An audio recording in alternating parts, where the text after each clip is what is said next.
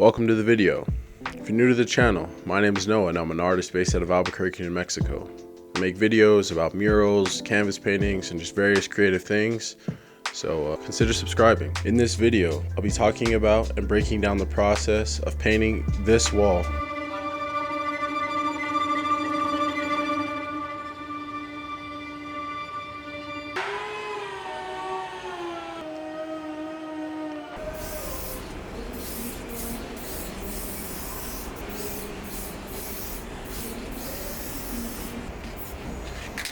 It's one of my favorite walls to date, one of the best walls that I've done personally, that I think I've done personally, and it was done inside of my church here in town. And in thinking about that relationship, the relationship that art has with the church, so many things came to mind, so I figured that I'd talk about them in this video. Some of the most iconic and impactful works of art are done inside or commissioned by the church. Because art has the ability to transcend, the ability to connect us with the divine, or just allow us to get outside of our natural thought process. It's often used for that exact reason. It's used to inspire, it's used to allow you to think of something outside of yourself. And we as humans realize this early on. You think of the very first story in the Bible, Adam and Eve, and their first job, their first occupation was to take care of the field and name the animals. Even taking a step further, looking at God as the ultimate artist, the ultimate creator. And I believe that when we create, we are most like him in a sense. And the act of making artwork can be seen as something that is trivial, something that is not necessary or arbitrary for human existence. But I would argue that it's something that makes us uniquely human.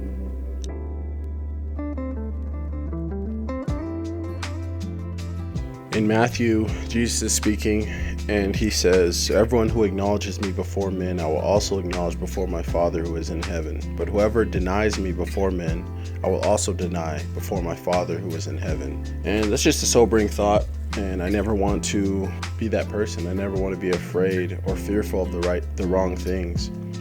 I am fearful of God in the best way possible. I'm just knowing that everything that I have is from him. The breath in my lungs, the ability to paint, space to paint, just every job or opportunity that I'm given is from him. And I'm not going to shy away from saying that or talking about that, because I understand that it could all be taken away. I painted here at my church a number of times, and it's usually something that is relevant or on topic or on brand. It's not something that is creatively mine. They'll have a series or a graphic or a theme for Easter, for Christmas, and ask me to kind of jump on board and paint something that coincides with the branding. And so, yeah, never really my own creative ideas. I'd wanted to do something for some time.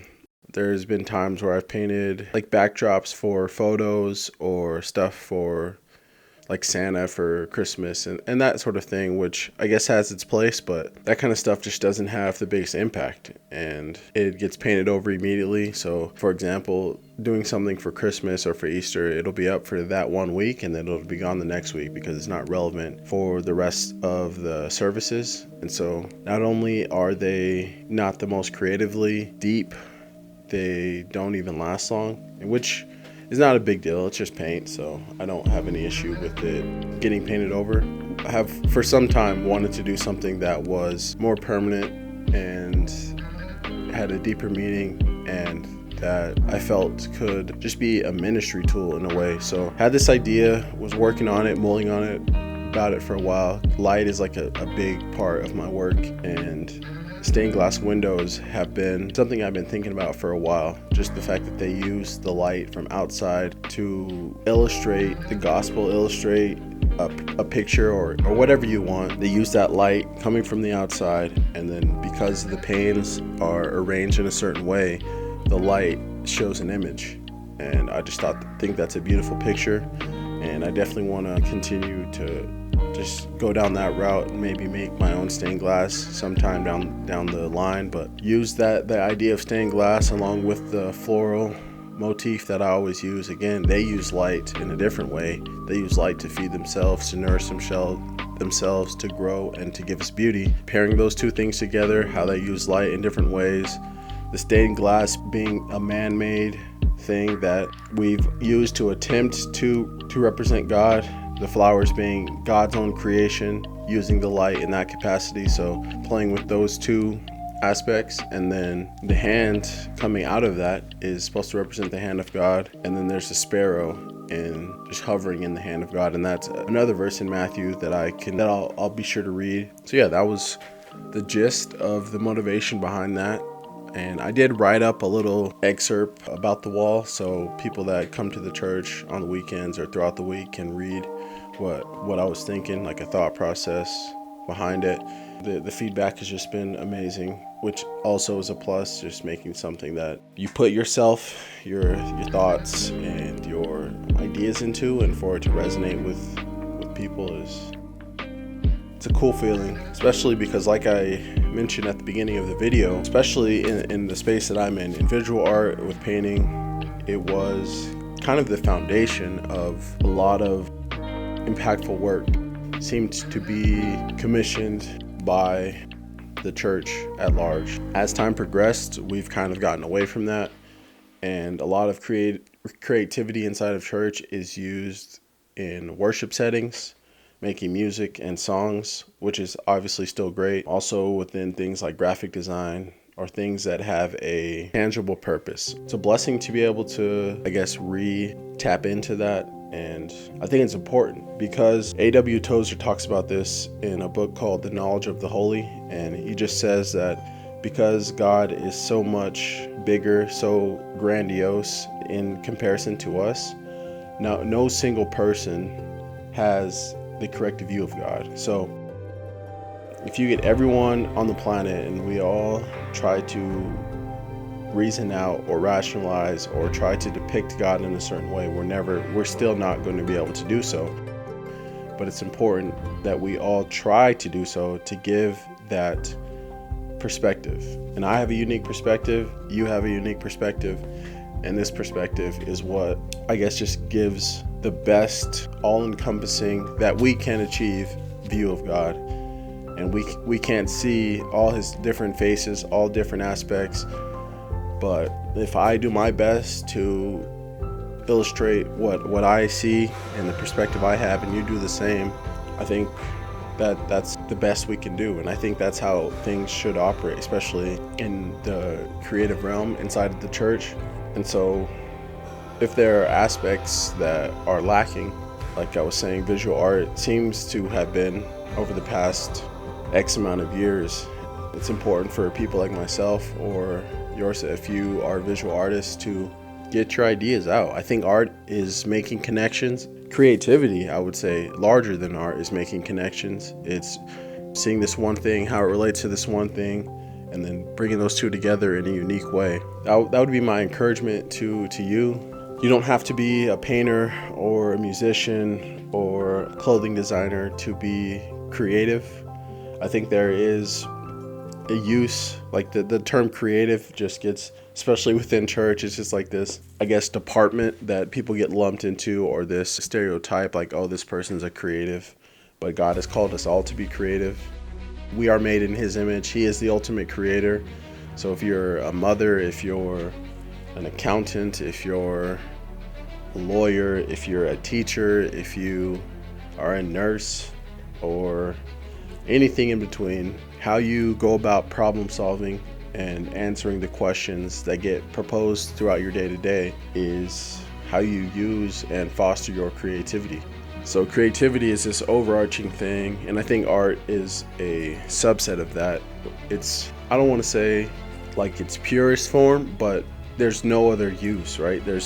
If you're a teacher, you're using creativity to solve a problem, to get your students to learn in the most effective way. Whereas with art, you're using creativity to make something for the simple act of making it, to spark a thought, to connect people with God, to allow them to see God in a different light. So it's less tangible, I would say, but Yeah, creativity is not, it's ubiquitous, it's overarching, and it should apply to everyone. So hopefully I've done a good job kind of breaking down the relationship, the responsibility that we have as artists, as creatives inside of the church and outside, to just use our gifts and the things we've been given to glorify God, to bring light to things that we see, to give our perspective and just give people an extra point of view, and realize that it's a blessing to be able to do so. Don't take any of this for granted. It's a high calling, again, something that makes us uniquely human, something that connects us to God, to our Creator, and makes us most like Him.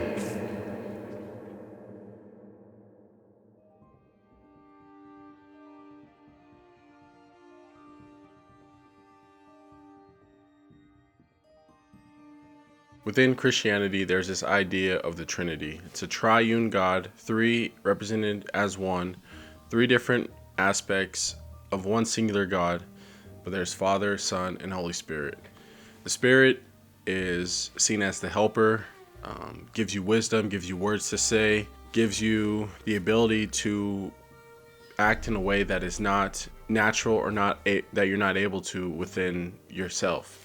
And if we take a look at the Bible, the first person to receive the Spirit, to receive this help, is someone who is a creative. Check this out. The Lord said to Moses, "See, I have called by name Bezalel, the son of Uri, the son of Hur, of the tribe of Judah, and I have filled him with the Spirit of God, with ability and intelligence, with knowledge and all craftsmanship, to devise artistic designs, to work in gold, silver, and bronze, in cutting stones for setting, and in carving wood, to work in every craft. And behold, I have appointed with him Aholiab, the son of Ahisamach, of the tribe of Dan, and I have given to all able men ability that they may make all that I have commanded you." So again, going back up to verse 3, this is Exodus 31.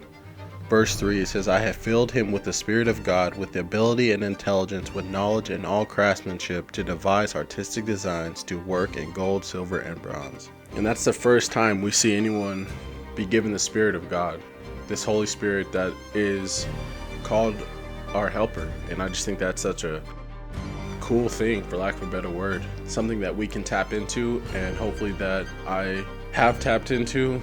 But it's also takes a lot of the pressure off, because when you operate from a place of being filled with the Spirit, you don't have to try and worry about designs. You just have to make yourself open to being led and letting ideas flow through you. I think God has things He wants to say to us, through us, and when we are open to it and we wake up just saying, I'm a vessel, I want to be a funnel for your ideas, and then not just saying those things, but acting in a way that coincides with that, so that whether that be reading your Bible, reading other books, watching certain things, and just consuming all the information that you can to just download that. I think that's what we need to, would be a good image, is we're just trying to download as much information and just be good stewards and just be good vessels, and allow the information to come through us and be seen by other people. If you're interested in learning more about this topic, I'll put a link down to my reading list. I have a whole section on creativity on my reading list, with a number of books that both talk about creativity and spirituality, and how those two things are inseparable, in my opinion. Would love some feedback on the painting itself, on if you have any thoughts about this topic.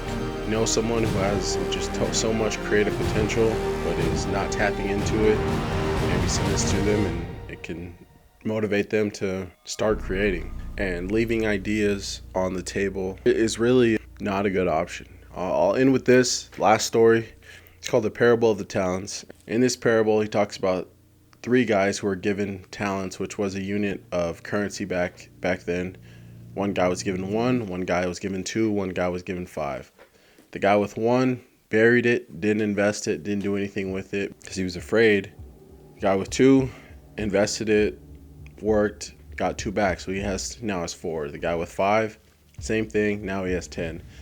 And Jesus said, he pretty much just tells the guy with 1 that you should have invested it. You should have used the talent that you were given and squeezed every ounce of potential out of it to double it, to multiply what I've given you. And that's really just how I see this life. You know, I've been given abilities, talents, and if I'm not using them, they're going to waste. The Bible also says too much is given, much is required. And I feel like I've been blessed with a lot. And if you're watching this, you probably are too, just being born with resources that others may not have gotten. And I just try and work as efficiently as possible, as much as possible, with that in mind. So I'll leave that with you. Again, hope you enjoyed the video. Like, comment, subscribe. Please give me some feedback, and go make something. Peace.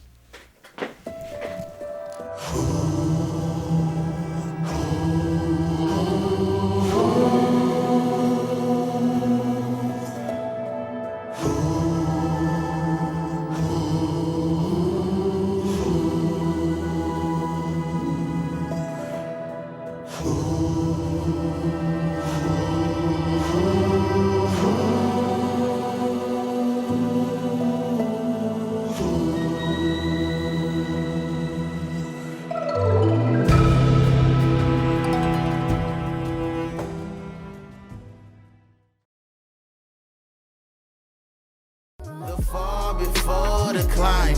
Oh no. The